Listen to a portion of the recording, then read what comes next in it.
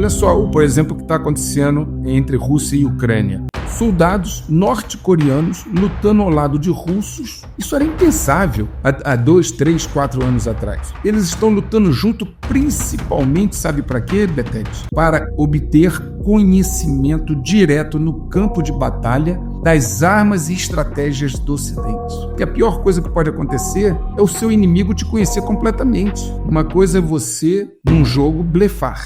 Outra coisa é blefe em geopolítica. Porque o outro sabe as cartas que você tem na mão.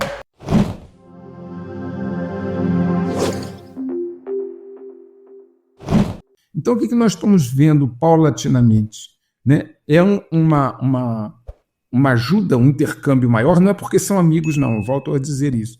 Né? Porque tem interesses em comum. O inimigo do meu inimigo é meu amigo. Olha só, por exemplo, o que está acontecendo entre Rússia e Ucrânia.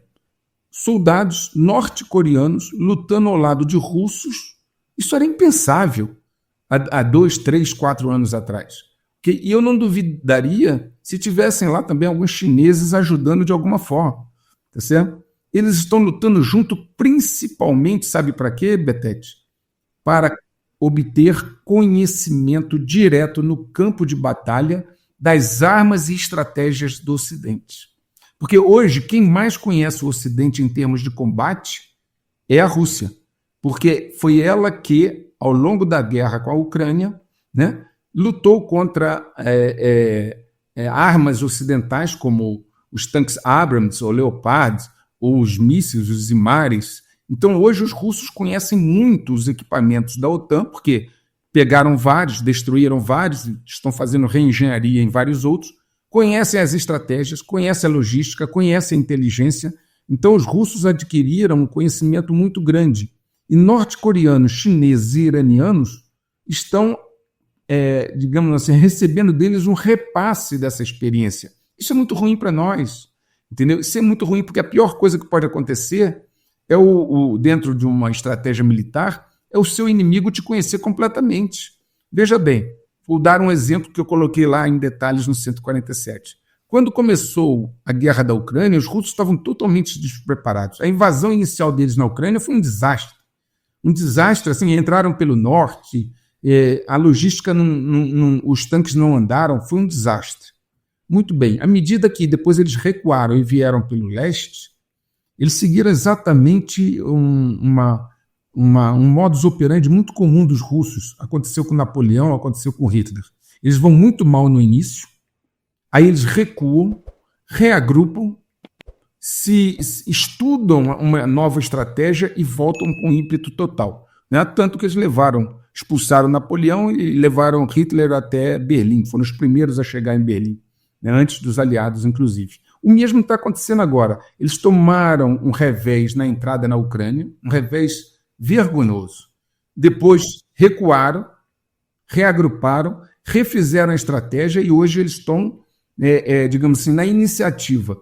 Eles continuam avançando pelo leste, o exército ucraniano não está conseguindo contê-los. A região de Kursk, eles praticamente já tomaram mais de 70%, retomaram, né? Porque é uma região deles, mais de 70% do território, e exatamente dentro deste molde. Desenvolveram nesse tempo drones que eles não tinham no início da guerra, eles não tinham acreditado na força dos drones.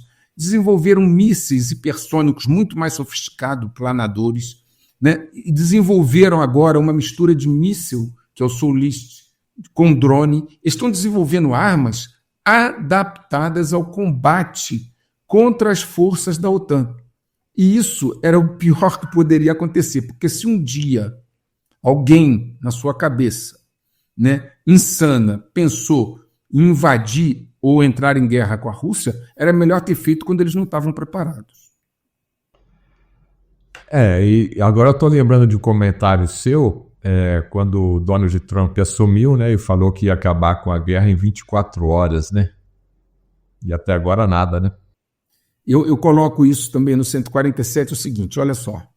Uma coisa é você ter um cassino, o Trump foi dono de cassinos e tal. Uma coisa é você, num jogo, blefar. Outra coisa é blefe em geopolítica. Em geopolítica você não blefa assim. Sabe por quê? porque o outro sabe as cartas que você tem na mão. Então, veja, ele falou, eu vou acabar com a guerra em 24 horas, a guerra da Ucrânia. Vão chegar em 90 dias, ele não acabou e também não vai acabar nem no mês que vem, provavelmente. Uma pausa rapidinho, porque eu preciso compartilhar isso com vocês. Vocês vivem cansados? Com pouca energia? Eu estava assim, até incluir alguns suplementos na minha rotina.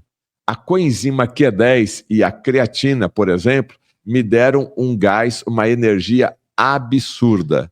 E o melhor, tudo da Nutrigenes, uma marca que preza pela qualidade. Dá uma olhada no site, escolha seus suplementos e use o meu cupom de desconto, BETET10. Cupom de desconto, BETET10. Agora sim, vamos voltar ao vídeo. Por quê? Porque a Rússia está numa posição confortável. Voltando a esse teatro de operações que é na Ucrânia, Trump tem toda a vontade de acabar com essa guerra. Por quê? Não é porque ele é bonzinho, quer poupar a vida de ucraniano e russo, não. Ele quer acabar com aquilo porque ele quer parar de mandar dinheiro para lá. E pelo contrário, se puder receber o que já colocou lá de volta, bem, né? Mas não é hoje o interesse da Rússia. Ela está no avanço, ela está a cada dia ela avança vários quilômetros. Para que ela vai querer fazer um acordo? Aí o Trump olha as cartas que tem na mão. Tá, o que ele vai fazer? Todas as sanções que eles poderiam colocar, já colocaram as mais graves. Bloquearam todas as reservas russas, 300 bilhões de dólares. Tiraram a Rússia do sistema SWIFT. Todas as empresas russas, as mais importantes, estão sancionadas, não podem transacionar com o Ocidente. Então, o que mais que ele vai fazer? Vou sancionar o petróleo russo. A Rússia vende para a Índia, para a China. Ele não precisa vender para o Ocidente. Então, assim, você tem que ter cuidado com blefe em geopolítica, porque você não está lidando com, do outro lado, uma pessoa novata no assunto. Não está lidando com alguém que chegou no poder ontem. São caras que têm experiência. Então tem que ir com certo cuidado. O mesmo acontece agora com essas colocações dele em relação ao Irã. Ele não está preocupado com o Irã, ele tem que cumprir os compromissos que ele fez com os financiadores dele de Israel. Está tudo lá no 145, 146, quem financiou a campanha dele. Tá certo? Então, eu deixei claro desde o início que ele não quer guerra com a Rússia, até porque ele quer separar a Rússia da China, o que ele está correto, mas que no Oriente Médio ele seria implacável por causa dos compromissos que ele tem de campanha. E aí eu acho que mora o grande perigo. Viu, Betete? Nós não estamos hoje com tanta preocupação em relação à Rússia ou ao Irã. Tá? O agro da Rússia e da Ucrânia, foi feito um acordo agora, que eu acho que não vai vingar, de cessar fogo ali no Mar Negro, exatamente para poder escoar. A Ucrânia não escoa mais agro, tá? Porque os portos estão fechados ali, a base naval da Crimeia, né, dos russos bloqueia qualquer coisa. E os russos podem sair com a sua produção pelo Mar do Norte, a rota norte pelo Ártico, que está sendo hoje muito trabalhada, ou pelo Pacífico. Tá? O problema hoje, gente, exceto se alguma agência de inteligência fizer um ataque de falsa bandeira atribuindo aos russos e começar uma guerra para valer, a questão da Ucrânia e da Rússia está resolvida. Tá? A Ucrânia não tem condições de reagir, vai ter que ir para uma situação de um acordo. Ainda o Zelensky está sendo iludido pelos europeus de que ele pode fazer alguma coisa, mas não pode fazer nada sem os Estados Unidos. Se os Estados Unidos retirar o apoio, a Ucrânia vai ter que fazer um mau acordo para ela. E a situação dos Estados Unidos querendo colocar o pé no freio e a União Europeia ali dando apoio para a Ucrânia? Como que está nesse momento?